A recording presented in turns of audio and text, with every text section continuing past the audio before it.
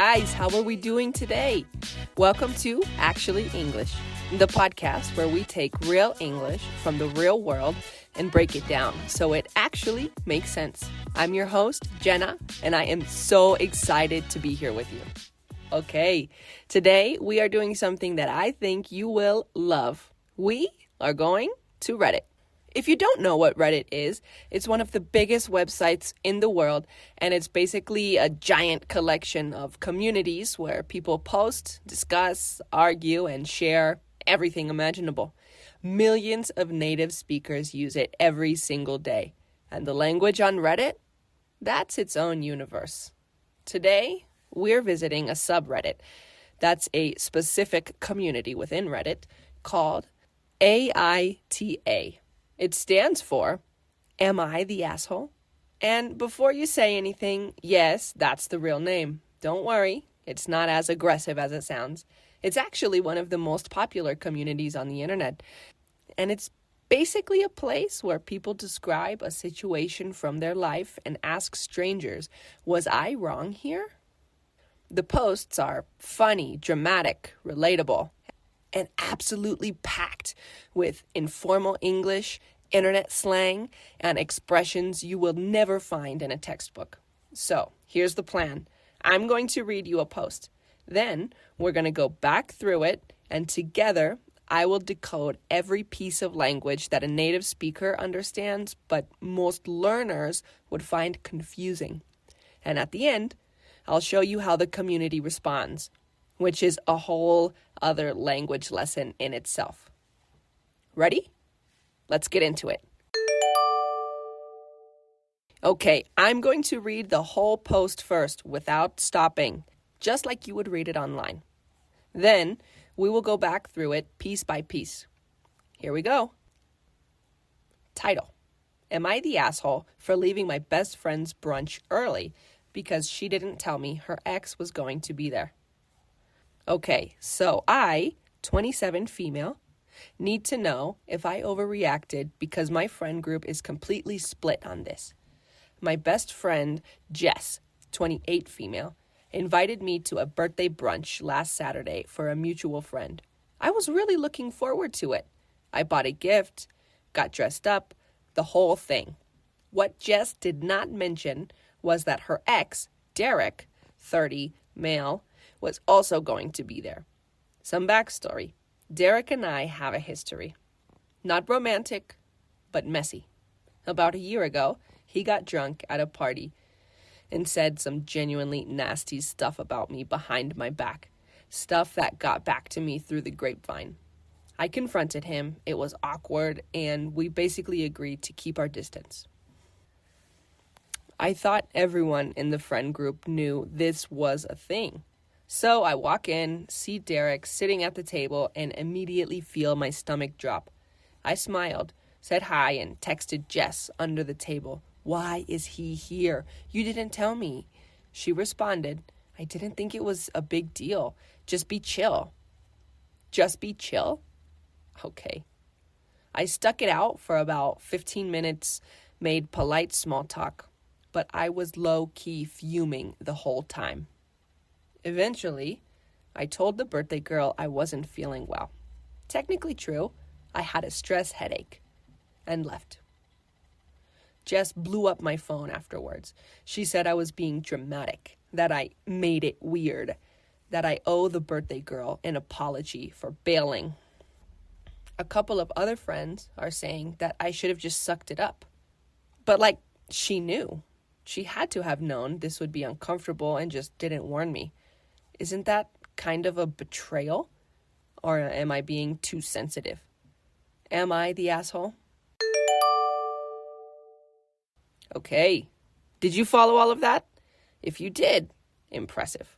If parts of it felt confusing or fast, that's completely normal, and that's why we're here. Let's break it down. I'm going to go through the post section by section and pull out the language that deserves its own explanation. Let's start at the very top. AITI. That's an abbreviation. It stands for Am I the Asshole? It's the name of the subreddit, but also the question that's being asked. Reddit has its own ecosystem of abbreviations like this.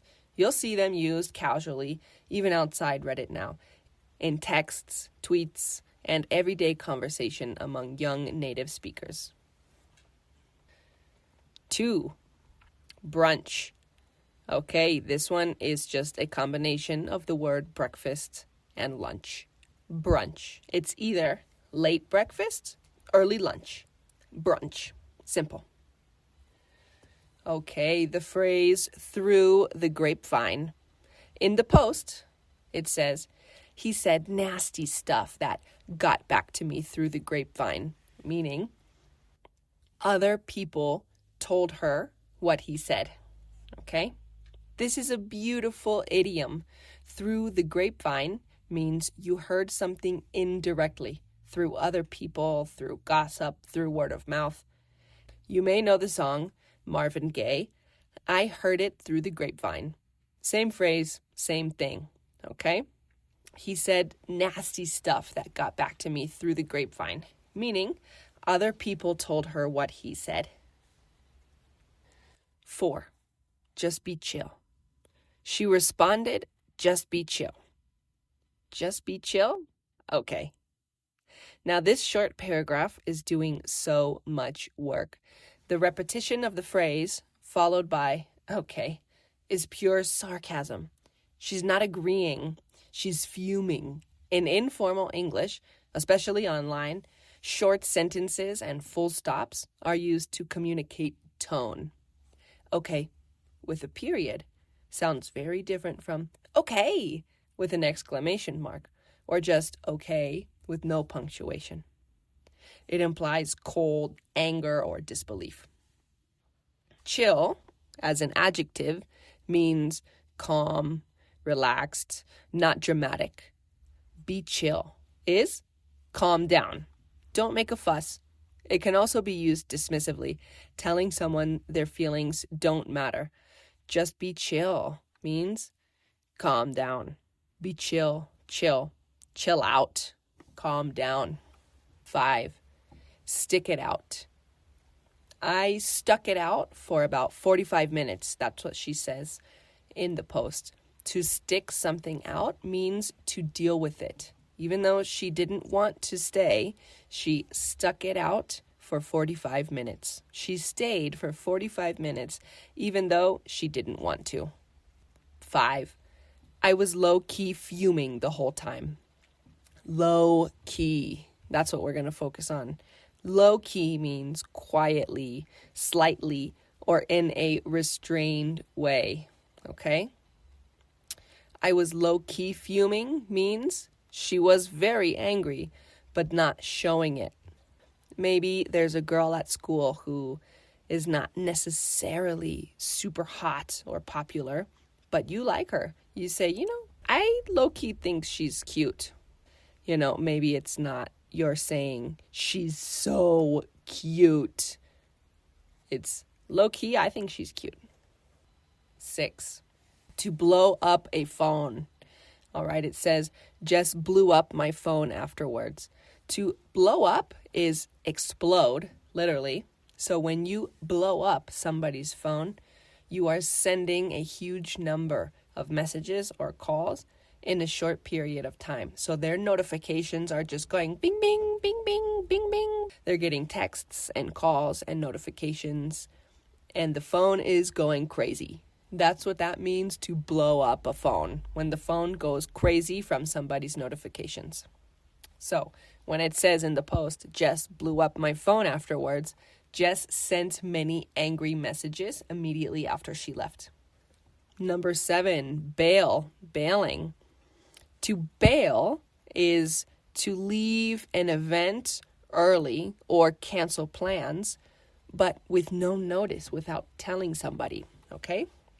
So maybe you have a date on Wednesday night, and 30 minutes before the date, you text and say, no, I'm not going to be able to go.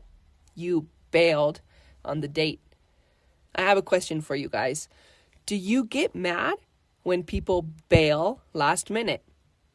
Or do you just kind of think, whatever, and you're happy to stay at home anyways, like an introvert or something. I gotta say, I don't always get mad when people bail on plans. I tend to be more introverted, and I think, okay, well, I guess I'll just stay at home with my dogs. What do you think? Leave it in the comments. Let me know. Do you get mad when people bail last minute or whatever? 8. She should have just sucked it up. Okay? So we're going to focus on the phrase to suck it up, not to be confused with stick it out. Okay? Suck it up. To tolerate something difficult or unpleasant without complaining. To push through discomfort. Often used by people who think someone is overreacting, okay? When I hear the phrase, suck it up, I think of men in the military, They don't want to seem weak, so they do things that they don't want to. They just suck it up and do it. They don't complain, they just suck it up and do it, okay? Suck it up, get over it. Stick it out, continue doing something when it's hard. Don't get confused on those ones. Now, let's look at how the community responds. Let's go to the comments. First comment, not the asshole. Just knew. She 100% knew. There is zero universe in which she forgot about the history between you and Derek. She made a choice, and now she's mad you didn't just go along with it quietly. You didn't make it weird. The weird was already there before you walked in the door. Okay, first, 100% new and zero universe. These are examples of hyperboles used for emphasis, exaggerations, right? I 100% agree. There's zero chance are everywhere. Those two phrases are everywhere. Okay, and the next comment says, everyone sucks here. But leaning toward you. Yes, Jess should have told you, but leaving early at someone else's birthday party made the event about your drama when it didn't have to be. A heads-up text to Jess beforehand and a quiet conversation after would have been the more mature play. Okay, here they use the more mature play. The word play means move or strategy, like in a game. That was a smart play. Or the safe play is to... All right, do you want a quick recap? Let's do a quick recap. Through the grapevine, hearing something indirectly through others. Be chill. Be calm. Don't overreact. Low key. Quietly. Slightly. Blew up my phone. Sent a flood of messages, a lot of messages. Bailing is leaving early or canceling plans unexpectedly. Suck it up. Endure discomfort without complaining. Stick it out. Continue doing something when it's hard. All right. Here's your challenge for this week, and it's a fun one. Go to Reddit. You can find it at reddit.com and browse the AITA Reddits for 10 minutes. Just read.